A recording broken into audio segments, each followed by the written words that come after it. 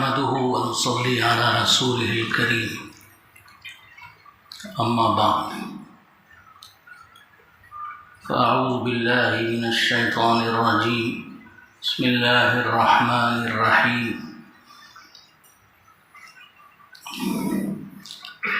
والعصر إن الإنسان لفي خسر إلا الذين آمنوا وعملوا الصالحات وتواصوا بالحق وتواصوا بالصبر صدق الله العلی العظیم۔ محترم حضرات، قرآن کریم کی یہ مشہور مختصر سی صورت جس کا نام ہے سورہ والعصر، اللہ تبارک و تعالی نے اس صورت میں انسان کی زندگی کی بہت اہم ایک بات ارشاد فرمایا والعصر، قسم ہے زمانے کی۔ اللہ تبارک و تعالی نے قرآن کریم میں کچھ چیزوں کی قسم بیان کی ہے، قسم کھائی ہے۔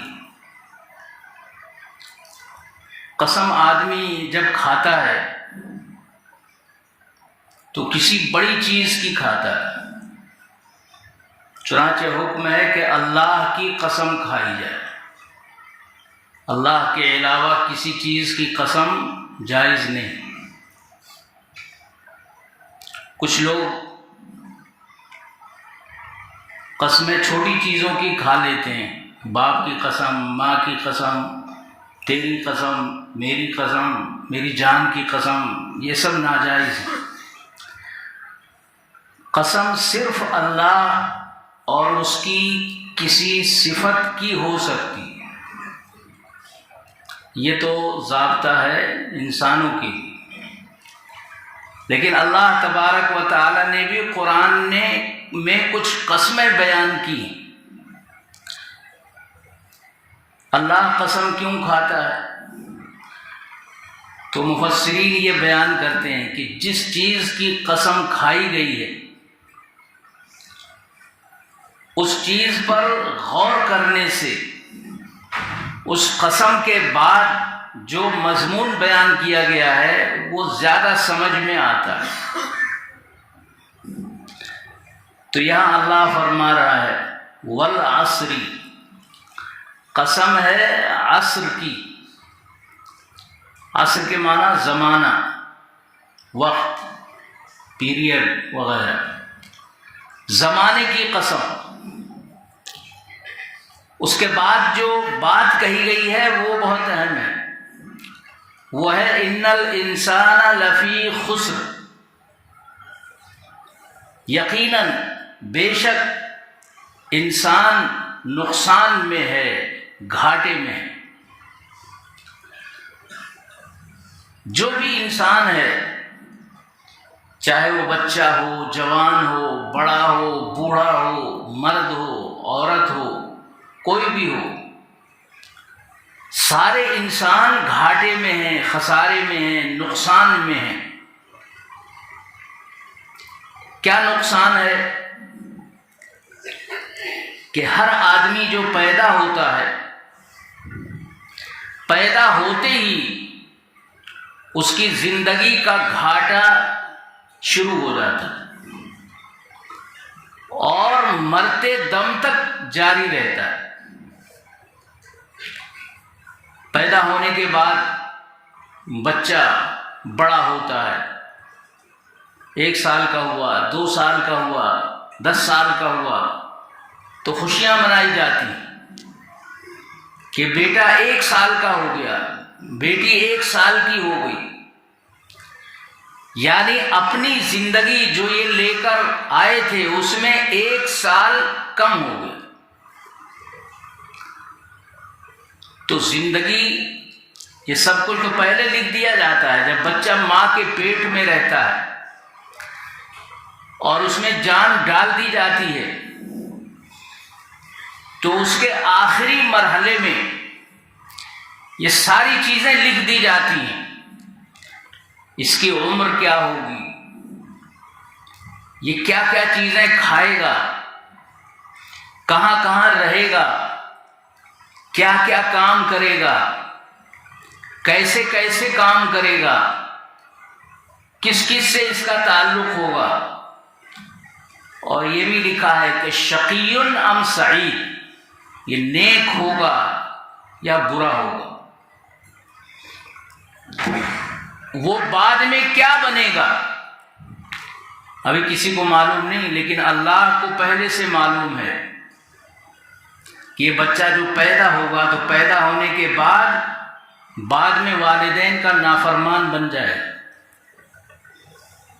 دین سے نافرمان اور بیزار ہو جائے گا، یا نیک اور صالح رہے گا.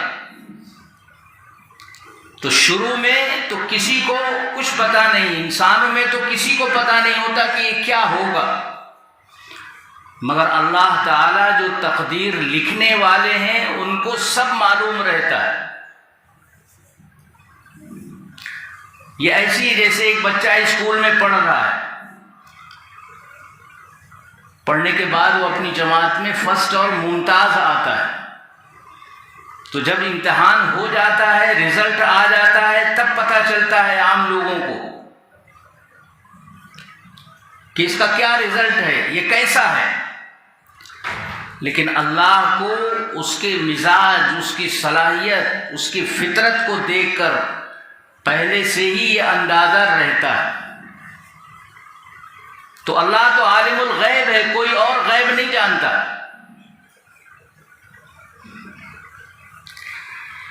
اس لیے ہر آدمی گھاٹے میں ہے، ہر آدمی کی عمر بڑھ رہی ہے، عمر بڑھ رہی ہے تو گھاٹا شروع، 1 سال 2 سال 4 سال کا ہوتا ہے.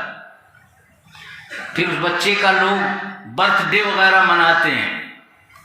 یہ برتھ ڈے وغیرہ جو ہے اس کی اسلام میں کوئی حیثیت نہیں، یہ دوسروں کے طریقے ہیں. ہاں بچہ بڑا ہو رہا ہے تو خوشی ہو سکتی ہے، مگر یہ برتھ ڈے وغیرہ کا جو رواج ہے یہ غیر اسلامی ہے، دنیا بھر کی اس میں خرافات. تو جو گھاٹا ہے وہ یہ ہے کہ ہر آدمی کی زندگی ہر وقت کم ہو رہی ہے. اسی لیے کسی نے کہا ہے کہ جتنی بڑھتی ہے اتنی گھٹتی ہے. عمر انسان کی یوں ہی کٹتی ہے کہ جتنا بڑھ رہا ہے اتنی ہی عمر کم ہو رہی ہے. تو یہ گھاٹا ہے جو قرآن نے بیان کیا، اور زمانے میں غور کرنے سے یہ معلوم ہوتا ہے کہ یہ بالکل صحیح بات ہے. ہر آدمی جہاں ہے بیٹھے بیٹھے یا کام کر رہا ہے تو کام کرے یا نہ کرے، زندگی تو بہرحال کٹ رہی ہے، گھٹ رہی ہے. قرآن نے فرمایا الا الذین آمنوا، کچھ لوگ ایسے ہیں جن کی زندگی گھاٹے میں نہیں ہے.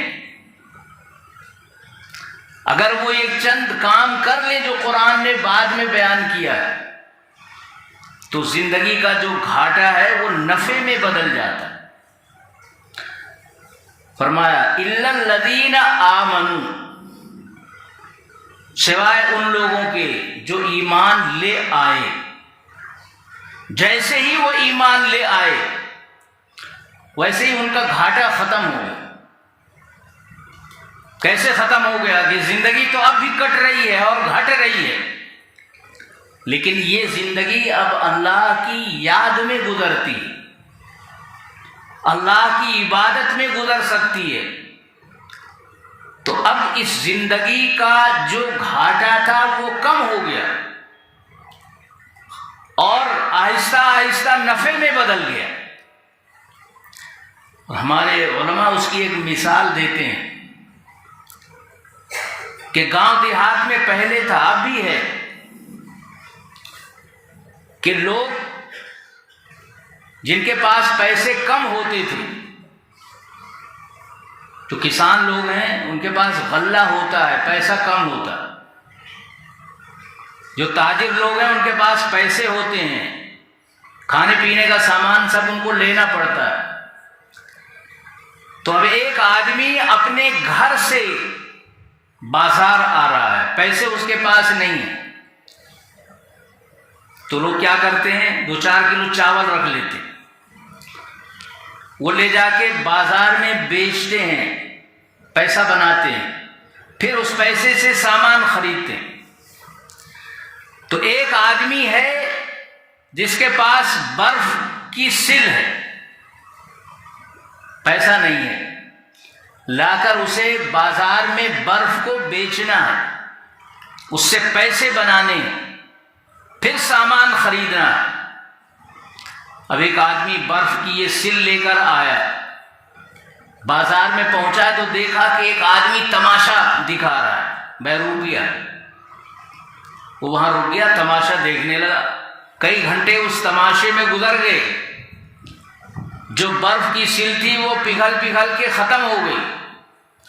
جب تماشا ختم ہوا تو اس کا برف بھی ختم ہو گئی. اب سوچ رہا ہے کہ بھئی سامان خریدوں تو سامان کے تو پیسے ہی نہیں.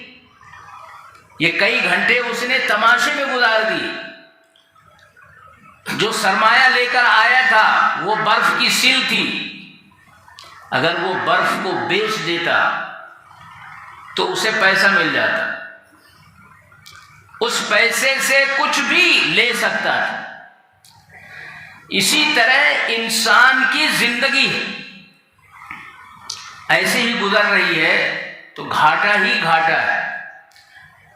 لیکن زندگی کا جو مقصد ہے وہ ہے اللہ کو ماننا اور اس کی ہدایت کے مطابق چلنا. اس لیے اگر کوئی شخص ایمان لے آتا ہے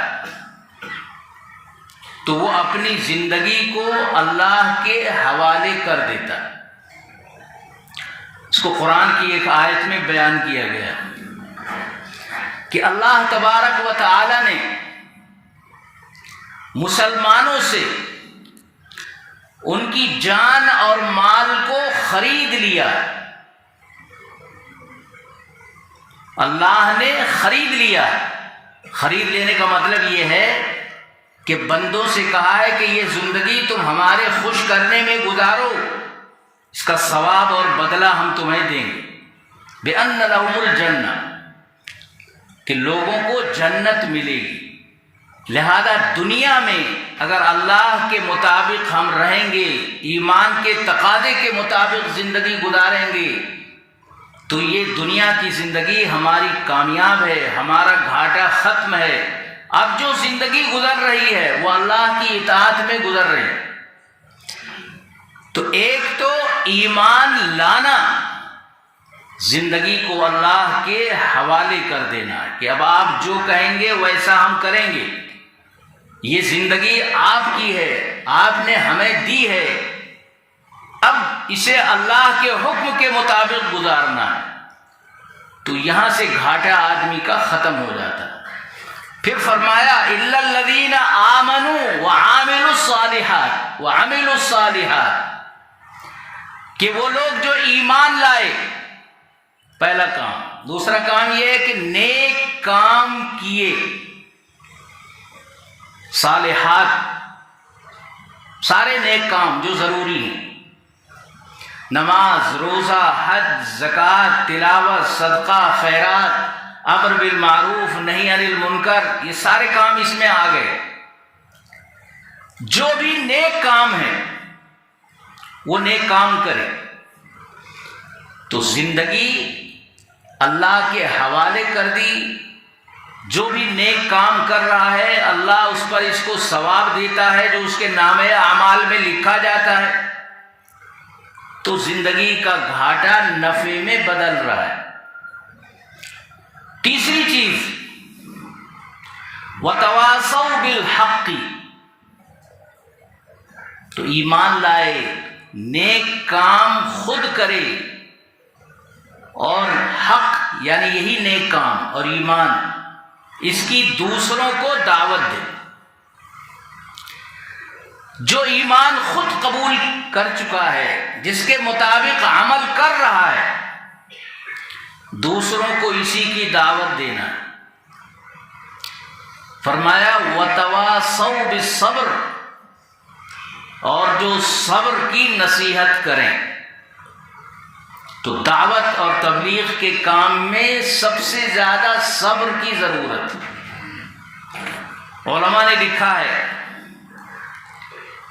کہ صبر کی تعریف ہے حبس النفس علی ما تکرہ،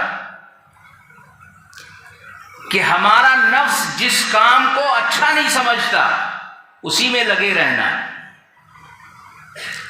نفس جو ہے وہ آزاد ہوتا ہے، نفس شیطان کے مطابق کام کرنا چاہتا ہے۔ اللہ چاہتا ہے کہ شیطان کی مخالفت کرو، ہمارے مطابق کام کرو۔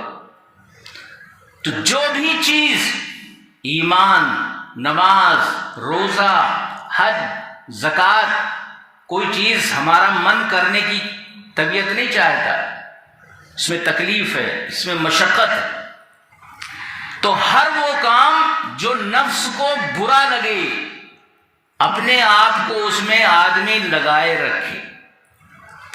نفس جس کام کو برا سمجھے گا وہ دین ہی کا کوئی کام ہوگا۔ تو صبر کی یہ جامع تعریف علماء نے کی ہے۔ پھر صبر جو ہے ایک مصیبت کے وقت ہوتا ہے کہ کسی کے رشتہ دار کا انتقال ہو گیا، لوگ اس کو صبر کی تلقین کرتے ہیں کہ آپ صبر کرو، ضبط کرو، یہ سمجھو کہ اللہ نے یہ مصیبت دی ہے، اسی میں اللہ کی کوئی مصلحت ہے، یہ بھی صبر ہے۔ اور الصبر عن المعصیہ، گناہ سے رکنا، یہ بھی صبر ہے، کیونکہ گناہ سے نفس رکنا نہیں چاہتا، کرنا چاہتا، تو آدمی گناہ سے رکا رہے، یہ بھی صبر ہے۔ مصیبت کے وقت چلائے نہیں، روئے دھوئے نہیں، یہ بھی صبر ہے۔ تو دعوت اور تبلیغ کے کام میں سب سے زیادہ صبر کی ضرورت پڑتی،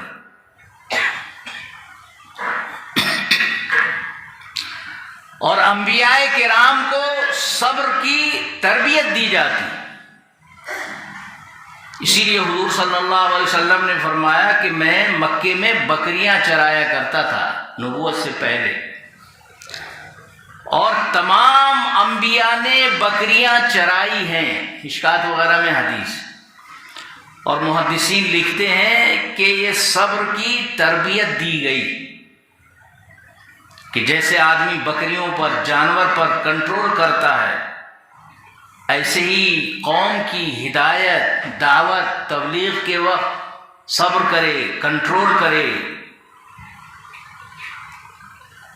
تو یہ چار کام ہیں، ان چاروں کاموں میں آدمی یا ان میں سے کسی بھی کام میں لگا ہوا ہے تو وہ زندگی کا جو گھاٹا ہے اس کا نفع میں بدل جاتا ہے۔ اس لیے اللہ تبارک و تعالی نے اس کو سورہ عصر میں اتنی اہمیت کے ساتھ بیان کیا۔ تو یہ جو چار کام ہیں اس میں ہم اپنے آپ کو لگائے رکھیں۔ ایمان، ایمان کے بعد عمل صالح۔ عمل صالح کیا کیا ہے اس کو پہلے سیکھنا پڑے گا۔ سیکھنے کے لیے دینی تعلیم کی ضرورت ہے کہ آپ اپنے بچوں کو دینی تعلیم دلائیں، بچیوں کو دینی تعلیم دلائیں۔ جو بڑے لوگ ہیں وہ مدرسوں میں نہیں بیٹھ سکتے تو وہ دعوت اور تبلیغ کے کام میں نکلیں اور سیکھنے کے لیے نکلیں، کہ ہم اس لیے نکل رہے ہیں کہ ہم سیکھیں گے، ہم اپنی اصلاح کریں گے، یہ نہیں کہ ہم لوگوں کی اصلاح کرنے جا رہے ہیں۔ جب اپنی اصلاح ہم کریں گے تو لوگوں کی اصلاح بھی ہوگی۔ ایک بزرگ کا واقعہ ہے کہ انہوں نے دیکھا کہ ایک صاحب کا پاجامہ جو ہے وہ ٹخنوں سے نیچے رہتا ہے، سے کہا کہ بیٹے ذرا دیکھنا میرا پاجامہ ٹخنوں سے نیچے تو نہیں ہے، کبھی کبھی نیچے آ جاتا ہے۔ تو وہ سمجھ گئے کہ یہ مجھے کہہ رہے ہیں، لیکن یہ نہیں کہا کہ آپ کا پاجامہ ٹخنوں سے نیچے رہتا ہے، آپ کیسے آدمی ہیں، آپ کو ٹھیک رہنا چاہیے۔ تو تربیت کا سکھانے کا انداز بھی ہوتا ہے۔ تو پہلے بچوں کو تعلیم دیں، خود تعلیم حاصل کریں، اس کے بعد یہ چیزیں لوگوں تک پہنچائیں۔ جس طرح ہمارے باپ دادوں نے، ہمارے اساتذہ نے، بزرگوں نے دین ہم تک پہنچایا ہے، آج یہ ہماری ذمہ داری ہے کہ دین ہم لوگوں تک پہنچائیں، تاکہ لوگ دین پر عمل کی وجہ عمل کریں، اور عمل نہ کرنے کی وجہ سے جو اللہ تعالیٰ ناراض ہیں یا اللہ سے دوری بڑھتی جا رہی ہے وہ کم ہو۔ آج ہر آدمی یہ شکایت کرتا ہے کہ حالات خراب ہیں، حالات خراب ہیں۔ تو حالات اگر خراب ہیں تو وہ خود بخود یہ کہنے سے نہیں ٹھیک ہوں گے، ہر آدمی اپنی اصلاح کرے، حالات ٹھیک ہو جائیں۔ اور حدیث میں یہ ہے کہ کما تکونون یؤمر علیکم، لوگ کہتے ہیں کہ بھئی حکمراں خراب ہیں، تو جمہوریت ہے، جیسے عوام ہے ایسے حکمراں ہوتے۔ تو جمہوریت میں عام ہی لوگوں میں سے ایک آدمی حکمراں بنتا ہے، تو جیسے عوام ہوں گے ایسے ہی حکمراں بنیں گے۔ اس لیے فرمایا تم جس طرح رہو گے تمہارے حکمراں بھی ایسے ہی ہوں گے۔ اس لیے اگر چاہتے ہو کہ تمہارے حکمراں ٹھیک رہیں تو پہلے اپنی اصلاح کرو۔ جب عوام کی اصلاح ہو جائے گی، عوام بہتر ہو جائیں گے، اسی عوام میں سے کوئی اچھا آدمی اللہ تعالیٰ منتخب کر کے اس کو بنا دے گا۔ اس لیے ہر شخص کو اس کی کوشش کرنی چاہیے کہ ہماری زندگی کا جو گھاٹا ہے وہ ختم ہو، ہماری زندگی کے اوقات نفع میں تبدیل ہوں، ہم خود بھی نیک کام کریں اور دوسروں کو بھی نیک کام کی دعوت اور تبلیغ کی تلقین کریں۔ یہ دین حضور صلی اللہ علیہ وسلم نے صحابہ میں تعلیم کے ذریعے پیدا کیا اور دعوت کے ذریعے پیدا کیا، تو یہ تعلیم بھی ضروری ہے اور انشاءاللہ یہ قیامت تک رہے گی، اور دعوت اور تبلیغ بھی ضروری ہے اور یہ بھی انشاءاللہ قیامت تک رہے گی۔ تو دینی تعلیم بھی ہو اور عصری تعلیم بھی ہو، اپنے بچوں اور بچیوں کی سب فکر کریں، تعلیمی میدان میں آگے بڑھانے کی انہیں کوشش کریں، لوگوں میں جو سماجی اور معاشرتی بگاڑ پیدا ہوا ہے اس کی اصلاح کی کوشش کریں، اور کوشش کی یہی صورت ہے کہ ہر آدمی اپنے گھر والوں کی اصلاح کرے، پھر اپنے محلے والوں کی اصلاح کرے، پھر اسی طرح اصلاح بڑھتی جائے۔ اللہ تبارک و تعالی ہم سب کو دین کی سب باتوں پہ عمل کی توفیق عطا فرمائے۔ وآخر دعوانا ان الحمد للہ رب العالمین۔ اللہم صلی علی سیدنا و مولانا محمد وعلی آلہ و صحبہ اجمعین۔ اے اللہ اپنے فضل و کرم سے ہم سب کے گناہوں کو معاف فرما، ہمارے آباء و اجداد کی مغفرت فرما، اساتذہ اور مشائخ کے درجات بلند فرما۔ اے اللہ ہم سب کو دین کی تعلیم حاصل کرنے اور دینی تعلیم دوسروں کو دینے اور قوم کے اندر دینی تعلیم عام کرنے کی ہمیں توفیق عطا فرما۔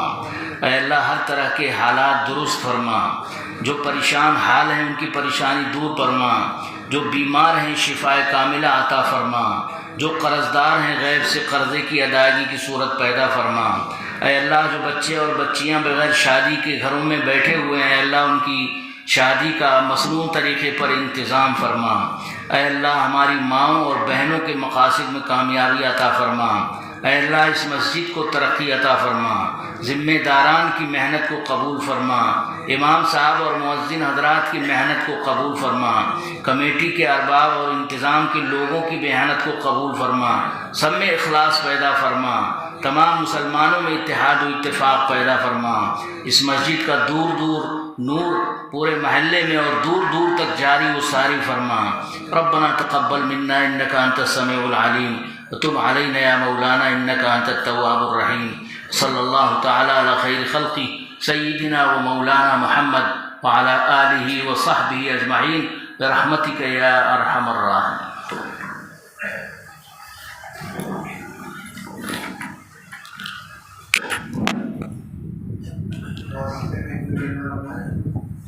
سے جو حضرات